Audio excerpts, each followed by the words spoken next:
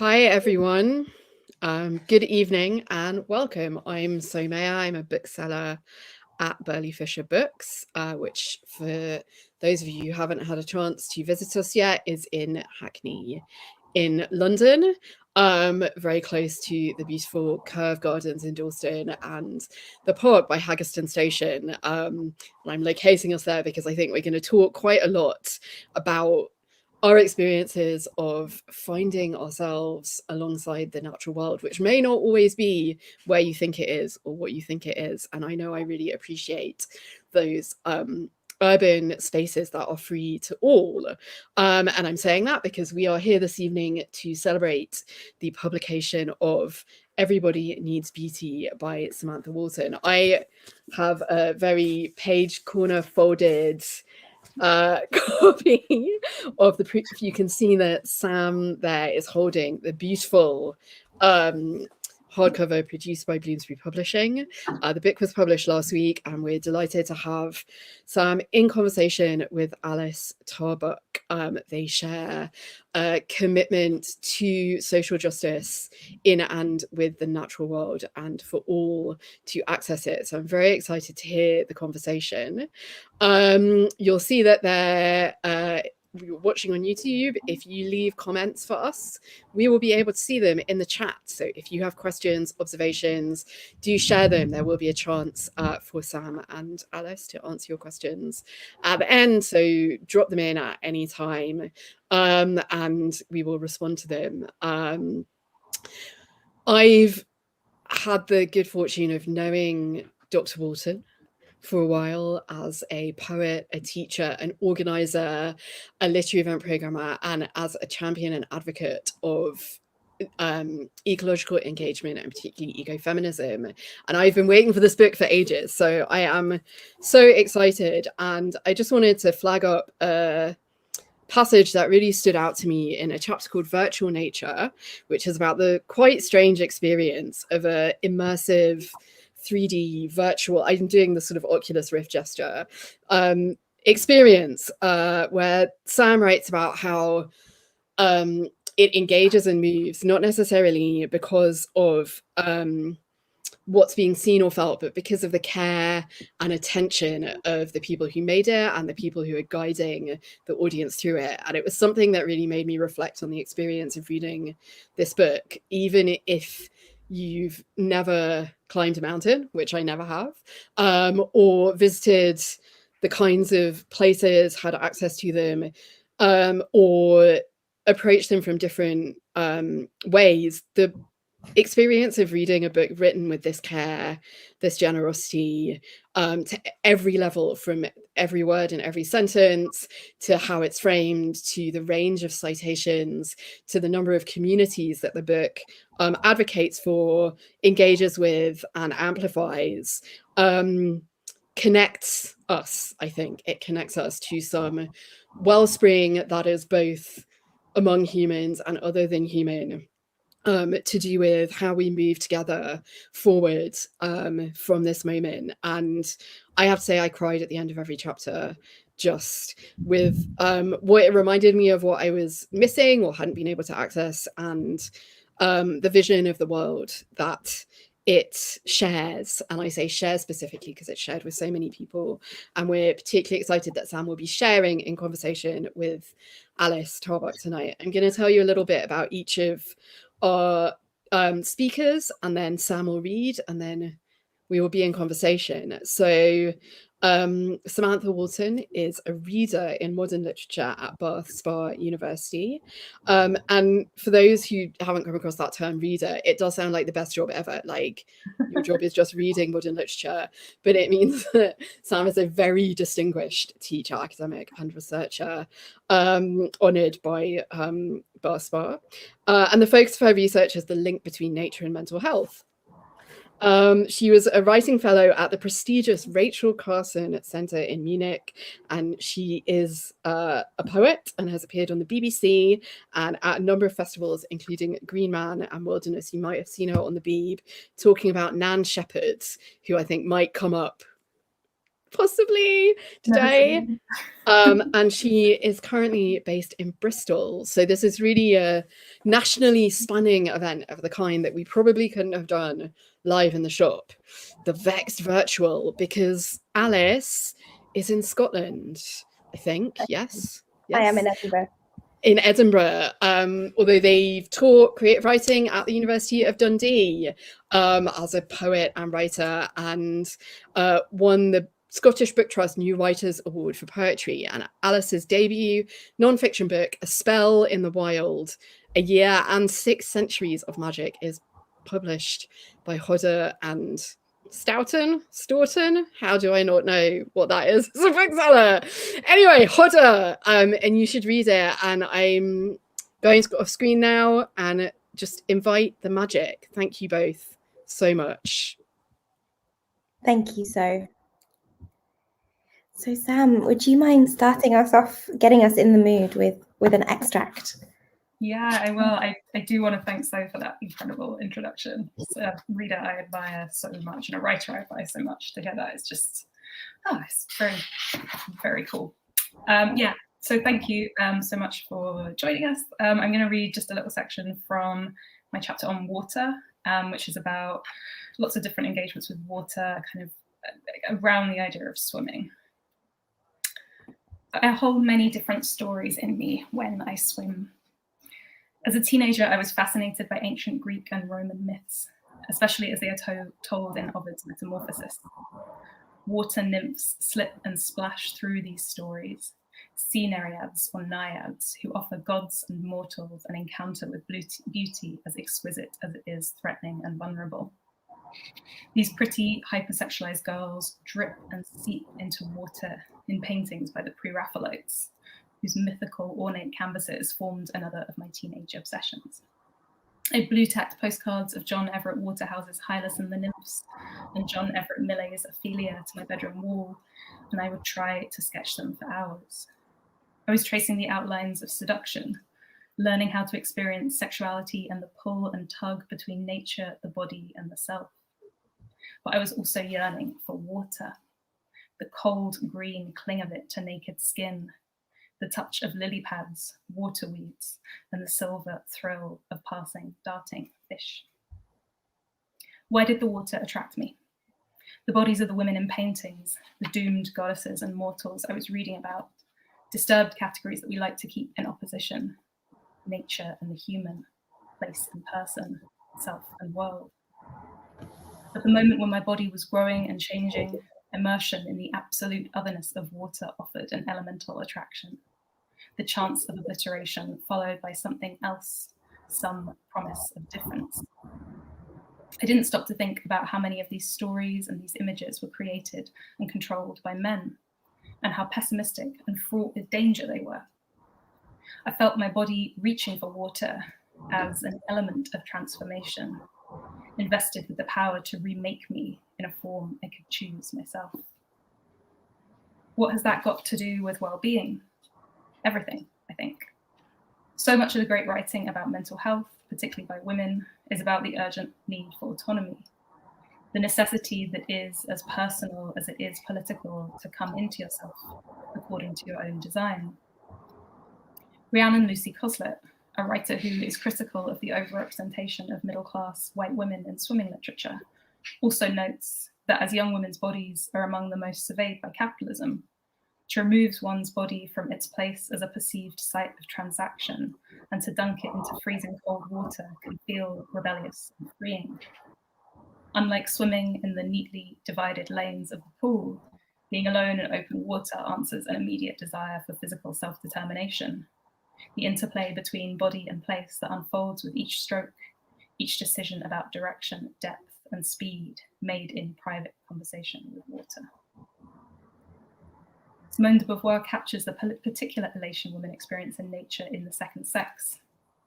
At home, mother, law, customs, routine hold sway. Among plants and animals, she is a human being. She is freed at once from her family and from the males, a subject, a free being. This freedom resembles but does not perfectly match the experience of transcendence usually reserved for men on the tops of mountains. Women, according to de Beauvoir, don't experience the transcendent leap above the self and world. The pleasure comes from the slipping of boundaries between self and place, and the escape, even if it's momentary, from social being. It's the achievement of a sense of liberty through a continuous reaching out to other liberties, the smooth passage of clouds, the free-flowing exuberance of water. In Kate Chopin's novel, The Awakening, her character, Edna, experiences rapturous communion with the sea each time she swims. She was becoming herself and daily casting aside that fictitious self, which we assume like a garment with which to appear before the world. Written at the end of the 19th century, it is a small masterpiece of feminist fiction with a sting in its tail. At the book's end, Edna plunges herself into the ocean, aware that society isn't ready for her new transformed state. I still read it as a celebration of how water can change us, even though I know it ends with Edna drifting out into the wide, empty ocean alone. The idea of the false garment of the self fascinates me too. It's true that swimming leaves us nowhere to hide. But what does that mean, the true self?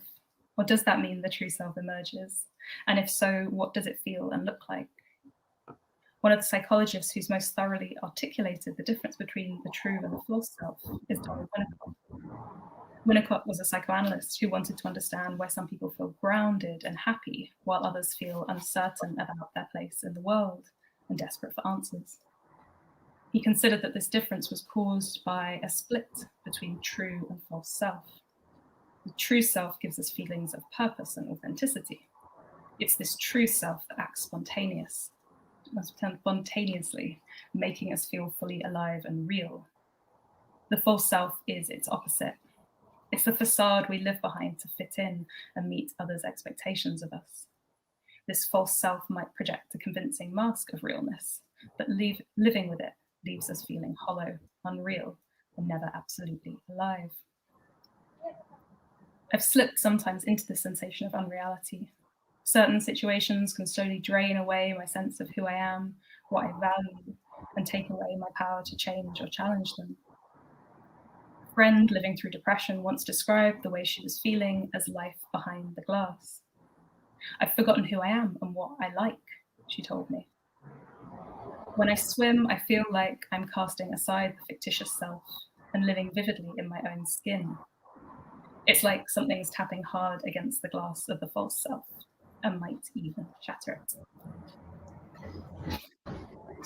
Thank you so much, Sam, and thank you so much for writing this book, which feels so urgent and important and so beautifully written. And I'm so glad that we're all here to celebrate it. I'd like to pick up on the idea of something that pervades your book, I think, is the idea of authenticity, whether it's the authentic self or authentic nature or authentic well-being, all of those articulated with the heaviest possible scare quotes. And I wanted to ask about the way in which you have made visible what has become a very invisible discourse of accepted ideas around getting back to nature, being oneself in nature, nature being a positive, unexamined positive. And I wanted to ask where for you came the kind of inspiration or the drive to make this discourse visible, and where did it perhaps become visible for you? Ooh, it's a really interesting question, because it's such a long process, like coming up with an idea, and there's so many layers in terms of like my own unexamined like romanticism that I kind of grew up and internalized, reading literature and also living in, like, I never have lived in like deep countryside. I've always lived in like a form of suburb, or like very, like you can always hear a motorway pretty much anywhere I've lived. But I've always had this sense that kind of going to nature was a thing you have to do, that it's like a place where you're yourself, a place where you like escape. And there's like a history to those ideas, right? Those ideas are invented at a certain moment, that particular kind of division between like the city and the country, or the kind of private self and the public self.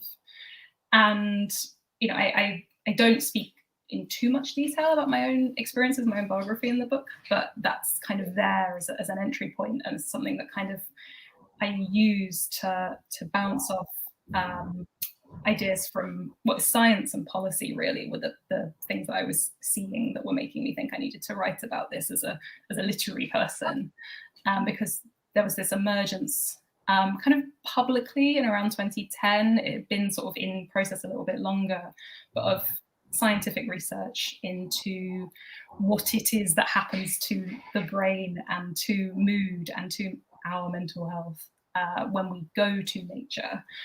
There was a real interest then, particularly in the UK and the US, in quantifying this in some way, in measuring blood, in measuring neurology, in kind of asking people what they experienced as well, actually getting feedback.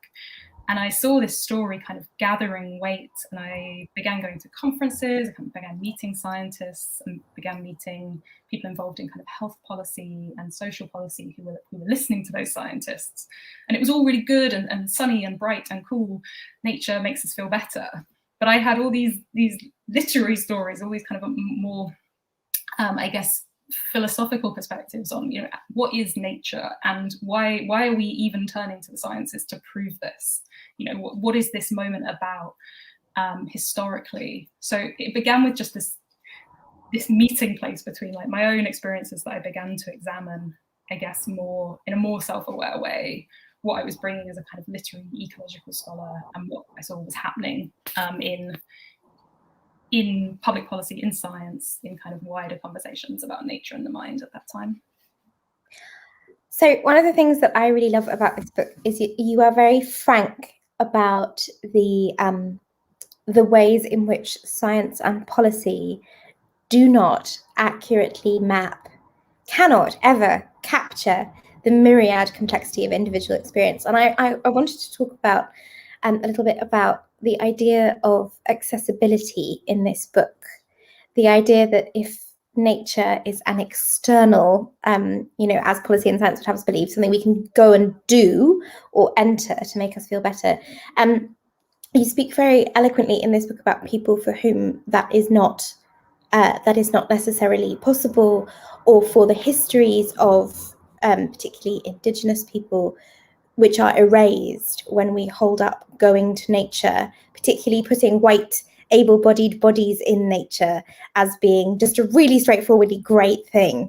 And I wanted to ask what emerged for you around accessibility and narratives of inclusion and exclusion.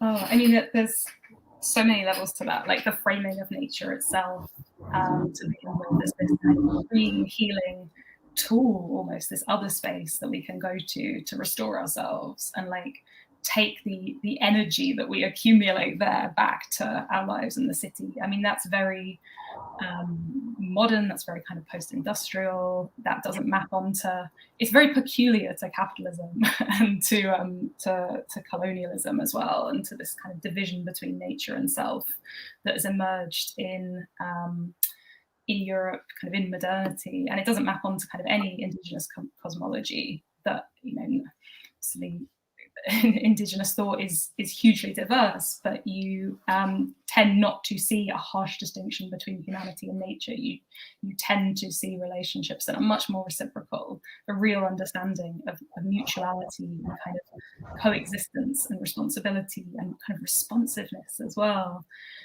So I wanted to break that down, because when I sort of was seeing that the nature cure being talked about, it was always about going to that pristine other space and kind of restoring ourselves.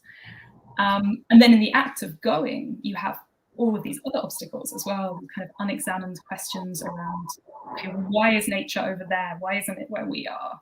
And if we're going to go over there, how much does that cost?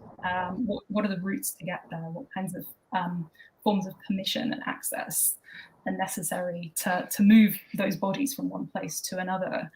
And I've been kind of led and educated by so many really fantastic researchers who are working on this. People like Maya Rose Craig, also known as Bird Girl, who has been really advocating for people of colour in nature in Bristol particularly, since she was like 13 years old, like an incredible person who been asking these really kind of difficult and previously unasked questions, particularly by environmental groups and conservation groups, about why is it only white people are going there, or why is it only people with a certain kind of income are going there. So yeah, I wanted to kind of use the book as a space to tell stories of people who have been asking those questions and who've been disrupting those norms about who gets to be in nature along lines of class, gender, physical ability, and race as well. And I think one of the things that I really enjoy is that your book troubles the idea of doing the outdoors properly. There's a really excellent anecdote of you going forest bathing, and just being quite cross about the whole thing. And that sort of mirrors in some ways the sentiment expressed with the idea of the neat divided lanes of the swimming pool. And I wanted to ask you a question about boundedness and unboundedness, because or wildness and order, because one of the things that you sort of kick against on an individual level in the book is having to walk in single file a certain distance behind people, or having to go all the way up a Monroe to feel that you've had a day out, or having to do things the proper way. And I wanted to ask a slightly difficult question maybe about how that maps onto a kind of ecological model of participation in nature, because one of the things that we're finding is that as kind of climate change happens and people need to be careful of the natural world in all of its ways, there are more limitations on where we can go, and more paths to keep us in the right place, and more nature as it is preserved often becomes more orderly.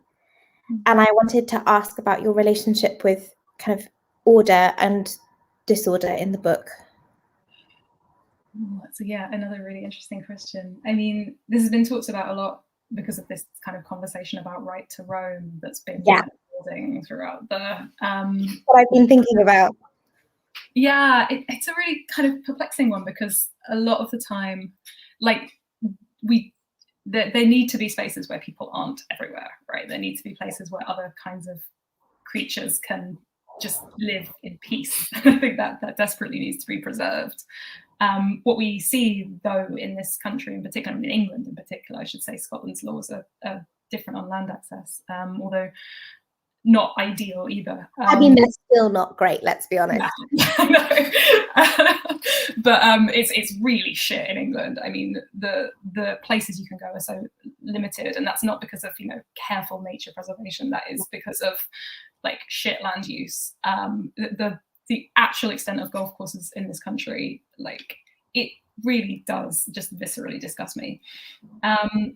So yeah, orderliness, kind of this sense of like of the right way to be in nature, I think plays into that, in the sense that land is so divided up into different kinds of uses and kind of different behaviors and different experiences that are expected of you there.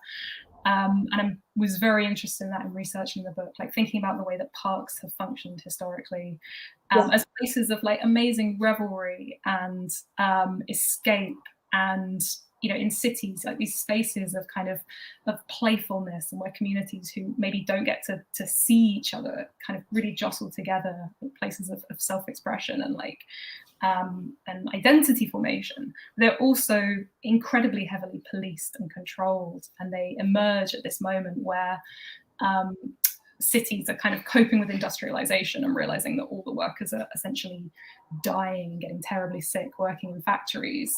And common land is simultaneously this really dangerous space where workers are congregating and trying to have revolutions. So parks are this way of creating orderliness, a way to enjoy nature in a way that's not politically or economically dangerous. So I'm very interested in land use and the way that the nature and wellbeing discourse has been very conservative historically, as much as it's been kind of liberatory as well, and trying to kind of untangle that and tease out the bits that we want and push away the bits that we don't. Yeah, and I think it made me think very much parts of your book of the period during the pandemic where people were being arrested for sitting down in parks, which was a much worse COVID risk than simply letting them sit down 2 meters from anybody else. And thinking about the ways in which, I'm not sure what it was like in Bristol, but in Edinburgh, what quickly became apparent was that our green spaces cannot cope with our population density, because their functionality relies on people leaving at the weekend, or not everyone using them at once. And when people were furloughed or whatever, there was no space in the green spaces. And I wanted to ask you about the way that nature for you can be in your urban existence, the way that you relate to nature in a city. How do you find ways, and how do you notice the kind of politics around the natural parts where you live? Yeah, I mean, the lockdown was such obviously catastrophic experience, and it was very strange to be writing this book. Like, pretty much everything from gardens I wrote under lockdown. Like, I sat down to write gardens when lockdown happened. So the kind of weird, kind of hypnotic attention to stuff in gardens in particular is like me in like deep lockdown, just like tripping out and touching plants and just being kind of everything being so hyper visible because it was so close. But yeah, the kind of the discourse that emerged around parks was really fascinating to me, because there is no lack of kind of love for and kind of fierce defense of living things in this country and in other countries I was listening into as well. People are desperately keen to protect and to kind of have ownership, kind of a stewardship relationship or a kind of compassionate relationship with living things in their immediate environments and cities. You just don't normally have any political ability to do that because of council decisions and development decisions and so on. So seeing that kind of furious defensiveness around parks was very inspirational for me. And yeah, the kind of so many ways in which people who were shielding and people who are disabled were neglected from government thinking during the pandemic. I mean, that example of, you know, you're only outside, you're only getting exercise, you're only doing something for your mental health if you're kind of stomping around, was a very painfully obvious example. I did do a lot of walking during lockdown, though. Personally, I am able to walk kind of long distances, as I talk about in the mountain chapter, sometimes too long. It's a kind of insomniac, anxious drive that takes me. And I just got very into paths, these kind of strange, forgotten, very quiet paths. I found all of these networks of places around East Bristol, kind of under the motorways and around the edges of estates, that these kind of routes that I could walk, these kind of strange corridors that were all these different layers of history and kind of places that used to have a very different function but was kind of let to go that weird kind of urban wild. Spent a lot of time following those and mapping out these routes, and that's pretty much what saw me through. A lot of what I was thinking about in parks is like, you know, why do we think of a park as this little island that has to be contained by bars? Why don't we think more in terms of like the distribution of life and kind of corridors and connecting routes as well in cities? That was something I was dwelling on a lot. Well, and I think it's very interesting because it takes me to my next question, this idea of the intermingling, between nature and us, if there is such a divide, which I strongly don't believe there is what I sort of want to ask you about, how we might decouple, asking the big questions, how we might decouple wellness in nature from capitalism. Is it even possible? There was that horrifying bit in your book where people found most restful paintings that were images of like park landscape rather than what we might think of as more diverse ecological landscapes like forests and deserts. Are we broken, Sam? Have we broken it? I mean, I don't think so. I don't think we're completely broken. I'm not sure, though. It sometimes seems like we're completely broken. Yeah, nature is this space that is so commodified, it's so reified. It's, you know, the idea, and I like the most kind of obvious and cringe example of this is on Airbnb. You go onto Airbnb and you can buy not just rent, not just places to stay, but experiences. Like a person will take you to a wild swimming spot, which is also like a place that anyone could go to, like a place that's available on the map. And there's something in there about, you know, having the bravery to do something for the first time, you know, not knowing the right way to get in, maybe wanting that guide that I respect. I don't want to like do everyone down who does stuff like that, but like there is something about kind of the selling and the pocketing of an experience that I think has made the nature and wellbeing movement particularly vulnerable to capitalism and to becoming something that you feel you have to pay or that you have to approach in a certain way in order to access. But what I wanted to do and what I was kind of like searching for in this book really was as much the secret of what happens to us in nature as like these other stories of people who have used their relationship with living things, with farming is a big chapter. Bessie Head and her relationship with the land and with communities in Botswana in the 1960s, where she flees as a refugee, kind of absolutely traumatized and with the most kind of catastrophic personal mental health story to recover from the trauma of apartheid. The relationships she forms there with people and with vegetables and with living things and with land and weather. There are so many moments that are just so purely liberatory and kind of intersectional and entangled that there is that hope and there is that actual practical skill set there of like how to make things a bit less broken. That was really what I was searching for. I really love that you specify her story, because there has been an uprising in narratives where, I'm thinking of one book particularly, but I won't, you know, but there are a number of them where very well-off, usually white women, sell their very expensive properties in London and move to the Highlands, usually an island, where they proceed to have a terrible time until they don't, you know, a kind of processing of one's selfhood through the land. That one of the defining characteristics of these seems to be a reluctance toward entanglement, and a tendency to see the landscape as other and that it is out to get you. And I would say by the landscape, I would also perhaps include the people who have lived and farmed it before. And I think that one of the things your book touches on and kind of helps to reconcile with is this idea that we are all deeply entangled in the world already.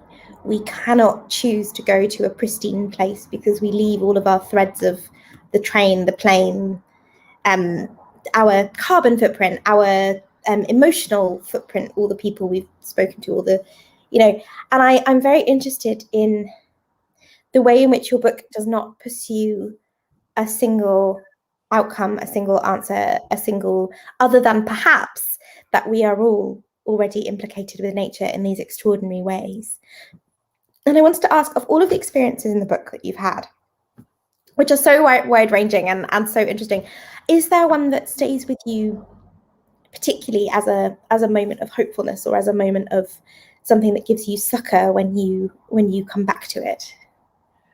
Ooh, you've asked me a lovely question, but you've prefixed it with loads of really salty comments I want to make about that particular book, which I know exactly which one you mean. And that, yeah, there's a fabulous Scottish writer whose name immediately escapes me because I'm talking to you now. But he talks about what happens when you go with these kind of romantic London notions about Scotland, which is always portrayed like, you think about that scene in James Bond where he goes to Scotland and it's just an empty wasteland, and you're like, is this Nobody here? Other people? But yeah, it's this place of kind of self-discovery, empty self-discovery, when really there's communitarian cultures there that, you know, are like, hello, what are you doing here? Yeah, I mean, it's a hopeful moment in the book. I mean, the virtual nature section that was mentioned was really fascinating, because I went into researching virtuality, and again, like a lot of that, some of that research was done pre-lockdown. The kind of encounters I described in that were very physical, and that was pre-lockdown. But a lot of the digital stuff was very deep in the Zoom haze of last summer. And I went into that so pessimistic about synthesization of nature, of kind of a lot of the technologies that are being created, wellness technologies that are being created, often not for people in hospital settings, often for Silicon Valley tech guys who want like a bit of a break from their incredibly well-paid job. And I actually found these amazing moments of connection facilitated by technology, whether that's kind of these kind of crunky Zoom workshops I did when my internet was really bad and we were just like barely able to hear each other, but we're presenting these kind of stories, these little signals we're throwing out to each other about things in our environment that were giving us kind of hope and connection and helping us kind of get through each day. The researchers who were trying to create these experiences, and the kind of incredible intentions they had to alleviate people's pain and suffering in hospital settings. I just so kind of moved by the work they did and the attention they put into that.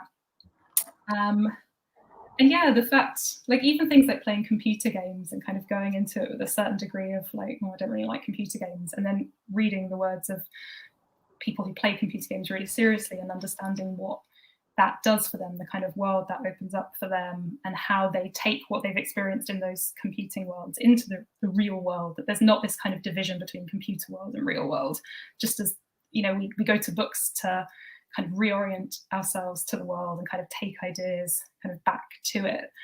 I found all of those things quite hopeful because they punctured certain, I guess, prejudices I had when I started.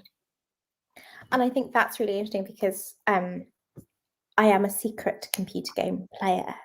I'm very selective, but I do love a computer game.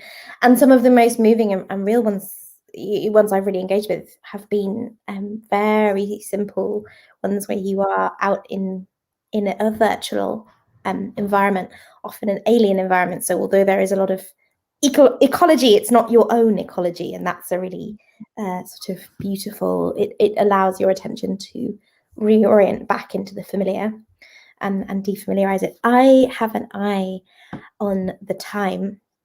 I have so many more questions, but it is now time to open up questions for Sam about her book to all of you who are watching.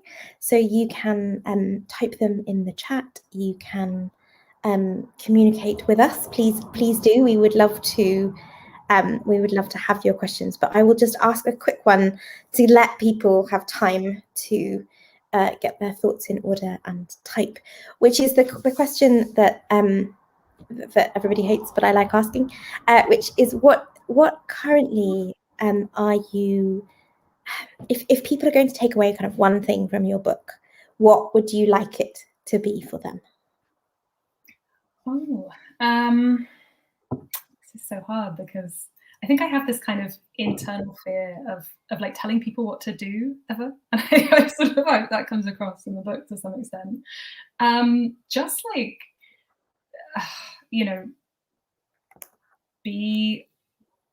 pay attention to what is happening to you and what you find valuable about the experience that you're having.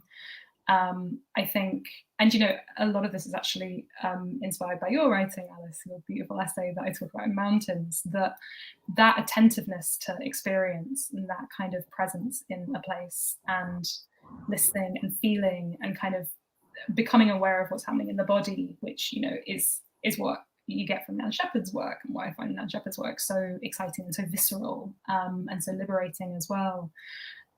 Just a sense of, you don't need me to give you permission, but a sense of permission to kind of validate your own experiences and to enter the world kind of through your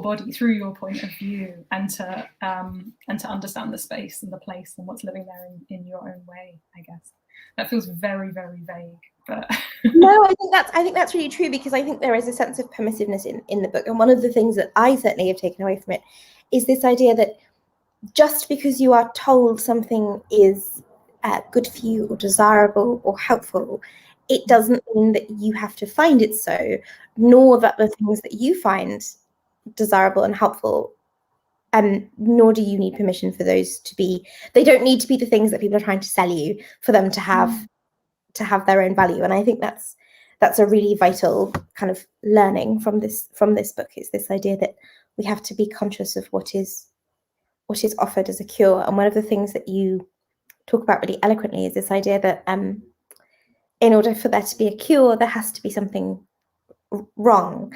So there is also this idea of what is an ailment that nature can cure, like to kind of obviously for lots of people in hospitals there is very real data around kind of, and there's data for all of us about stress reduction, but I'm very interested in that idea that one is sold an illness in order to be sold a cure. Yeah, absolutely. Like all of this kind of desire to, or this pushing people to go and heal themselves in nature, it's like that does often function as a distraction from what's technically wrong, which might be working conditions, living conditions, the fucked up state of the planet, social inequality. Like it's essential to see those things as kind of part of one big conversation, whilst not losing sight of the things that like do bring you pleasure and fascination and beauty, and the kind of the fight to kind of turn back to those other things. Yeah, it's a rearming, which I think is really important. There's a lovely question come in from Claire. She asks, she'd love to know what gives you hope. Oh, it's just yeah, the fact that, I mean, if it's a kind of environmental question, like the fact that it's so obvious now, I think, that social justice issues are environmental issues. I've been involved in kind of environmental thinking and environmental teaching for a long time. And I remember it's not that long ago that like talking about environmental issues in, certainly in like literary spaces and like academic spaces and educational spaces felt like a bit of a privileged thing. You know, it was like treats and beautification for the wealthy, and the absolute interconnectedness, the fact that environmental justice so obviously is social justice, and the kind of the huge consensus you get of young people, of people of color, of people who've been marginalized from the environmental movement for so long. The fact that kind of that coming together and that conversation and that fight is happening gives me so much hope, because like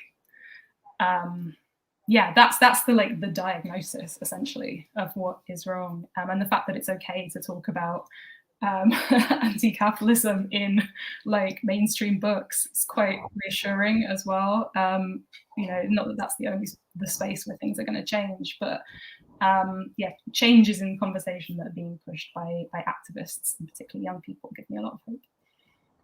I think as we wait for any more questions, and please do pop them in, and this might be a nice time to kind of shout out some of those organizations or individuals who you'd like to mention, or things you've read that you have really drawn succor or inspiration from recently. Oh gosh, yeah, so many names. I'm going to look in the book. Well, yeah, certainly Maya Rose Craig, Bird Girl, her kind of her organizing, her writing is really, really exciting and important. Robin Wall Kimmerer, who I've mentioned already. Oh, I hate questions like this. I've got 1,000 ideas and my mind goes absolutely blank. I was thinking, I can't remember her name, but it might be worth mentioning that beautiful book, Braiding Sweetgrass. Yeah, that's Robin Wall Kimmerer's book. Yeah, of course, there we go. Yeah, Braiding Sweetgrass. I really enjoyed Dark Emu by Bruce Casco, which is a book about Indigenous agriculture in Australia, and how this idea of those islands as like kind of terra incognita, like terra nullis, and unfarmed land was a complete kind of fantasy or intentional creation of European colonizers, and that actually Aboriginal agriculture was really, really developed and really sensitively practiced in keeping with the soil and the land there. It's an incredible book. It's so detailed. I found that like a really important revisionist history. Nan Shepherd for just ways of touching things and sniffing things and tasting things in the world. Definitely. I always feel like Nan Shepherd is responsible for me being like, I could just put this in my mouth. Yeah. People will be like, no, stop it. I don't think she doesn't do that. I want to make that really clear, but it's the general air of permission in the mountains that I think I respond to. So there might be a couple more questions, but what I thought I might ask you to do is, and this is a moment of memory slip, so you can feel free to gently correct me.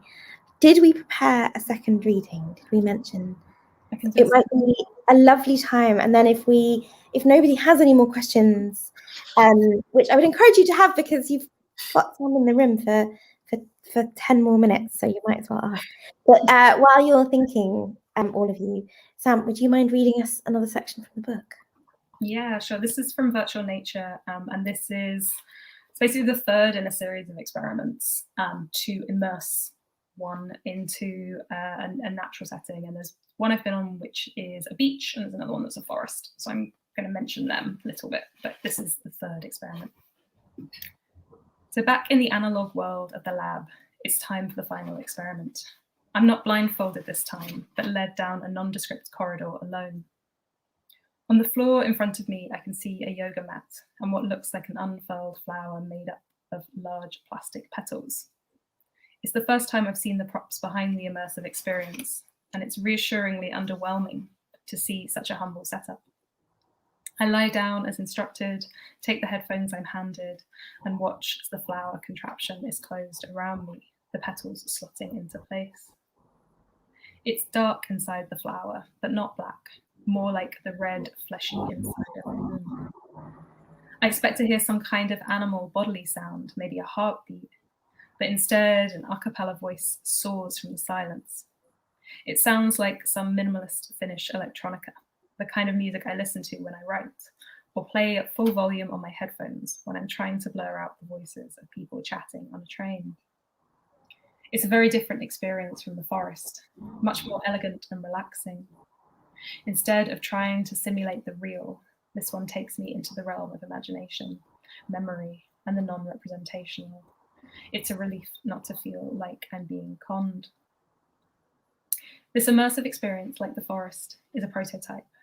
The team behind the experiment are getting our feedback so they might one day roll the final product out to hospitals and dementia wards, places where people can't easily access forests and beaches, and where moments of privacy and quiet are hard to come by. People trapped in noisy, crowded medical environments might one day be able to slip on a blindfold and be led into a healing forest, or folded into the heart of a pulsating sonic flower. I know how dehumanizing and oppressive hospital wards can be. Environments need to be kept sterile, as hospital cleaners are under intense pressure to ward off disease. But far from the places we love, we can stop feeling fully human, fully ourselves in their sanitized wards. When I'm asked to write up my own experiences in the post-experiment feedback session, I try not to be as suspicious as the geographer, but he was a bit of a baddie character at the beginning. So much kindness, care, and intelligence has gone into the team's work, but I need to be honest too. Yes, the sounds and scent of the forest did evoke places I know and love, but with none of the freedom, sense of depth or pleasure that I craved. The word that best captures what I was feeling is glacella. After a long season in post-operative recovery and COVID-19 shielding, the philosopher Ginny Batson coined the term to describe a curious and melancholic state of being. Taking the Welsh term glass, which describes natural colours, and the English words glass and gloss, she merged it with the Latin cella, meaning small chamber, inner temple. Somewhere enclosed, a form of captivity, a glossy glassed cell. Glacella describes the feeling of being trapped behind glass or screen, unable to access directly the wonders of nature that can be seen and heard on the other side. It's an ambivalent sensation. Screens and simulations can help us maintain a thread of attachment to the world outside. The vivid multicolour splendour of blue planets, or the sky seen through a photograph on an iPhone, evokes sensations and pleasures very close to those experienced when our skin is in direct contact with ocean, light, and air. But there's a slip of separation too, of which the body is always conscious. Batson describes feeling an ache throughout my whole being, as she gazes at wonders beyond the screen, unable to taste or experience more. It's not often spoken of, how those simulations of nature might create pain as well as pleasure. The assumption is that it's enough to see a beautiful scene, to experience a small flush of joy without any pang of longing or loss for the other feelings and sensations typical of that place. Windows and screens may give us access to stunning scenery, but it can be frustrating to be able to look but not touch, sense or feel the heat or cool of the landscape beyond. Thank you so much, Sam. I think we may have stunned the audience into a rapt quietness, which seems very lovely on this multi-weathered evening. So I think perhaps I should wrap up with a kind of final question, which is this book for me has really encapsulated exactly what you've discussed, the last 10 years of